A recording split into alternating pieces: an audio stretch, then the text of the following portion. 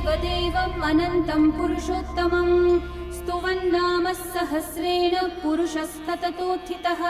तमेव चार्चयन् नित्यं भक्त्या पुरुषम् अव्ययम् ध्यायन् स्तुवन्नमस्यं च यजमानस्तमेव च अनादिनिधनं विष्णुं सर्वलोकमहेश्वरम् लोकाध्यक्षं स्तुवन्नित्यं सर्वदुःखातिगो भवेत् ब्रह्मण्यं सर्वधर्मज्ञं लोकानां कीर्तिवर्धनं लोकनाथं महद्भूतं सर्वभूतभवोद्भवम् एष मे सर्वधर्माणां धर्मोऽधिकतमो